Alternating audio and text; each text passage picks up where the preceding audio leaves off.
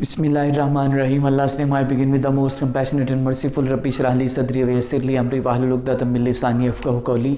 Now we are going to start the Age of Wordsworth part 2. And the question number 6 is the sonnet, the lyric, the pastoral, the blank, the Spenserian stanza, the ballad were akin to the romantic poetry. यानी जो sonnet है, lyric, pastoral, the blank, the Spenserian stanza, the ballad, ये romantic poetry के बहुत करीब तरीन हैं. The next question, which is 7. Love of nature, love for the simplicity of life, freedom of imagination, subjectivity, spontaneity, regeneration of poetic style are the characteristics of, this is characteristics of what?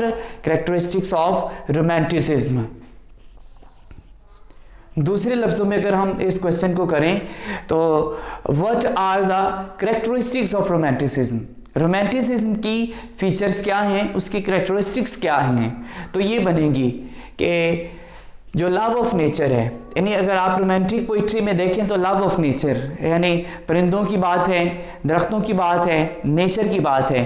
तो romanticism या romantic poetry में या romantic literature में love of nature पाया जाता है. तो next है love for the simplicity of life. इसमें रोमांटिसिज्म में सिंप्लिसिटी ऑफ लाइफ पर तवज्जो दी जाती है, या जो शायर है या जो राइटर है, लिखने वाला है, लिटरेरी पर्सन है, वो सिंप्लिसिटी ऑफ लाइफ को कंसीडर करता है. इसकी जो तीसरी फीचर है फ्रीडम ऑफ इमेजिनेशन, वो अपने तख़य्युलात को फ्री छोड़ता है, अपने तख़य्युलात की जो उसकी तख़य्युल की परवाज़ है वो आज़ादाना होती है. और सब्जेक्टिविटी, इसकी एक करैक्टरिस्टिक सब्जेक्टिविटी भी है. अब सब्जेक्टिविटी क्या है?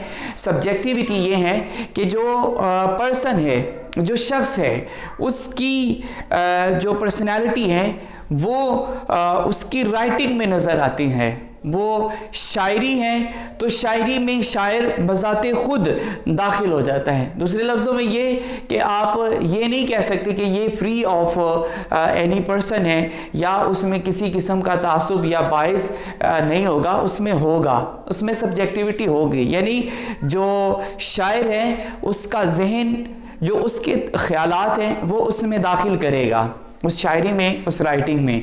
Regeneration of poetic style, romanticism की एक खूबी ये भी है कि रीजनरेशन ऑफ पोइटिक स्टाइल, इन्होंने दोबारा से आके रीजनरेट किया है, दोबारा से जो जनरेट किया है, पैदा किया है पोइटिक स्टाइल को. और ये हैं are the characteristics of romanticism.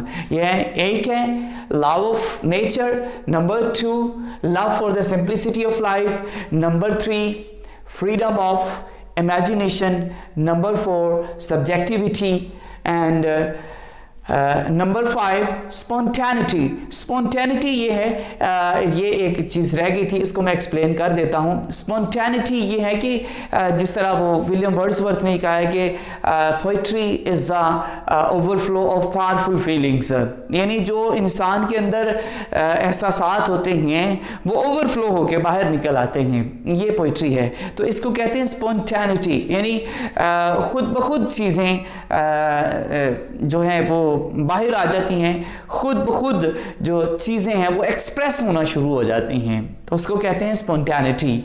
और नंबर 6 है रीजनरेशन ऑफ पोइटिक स्टाइल.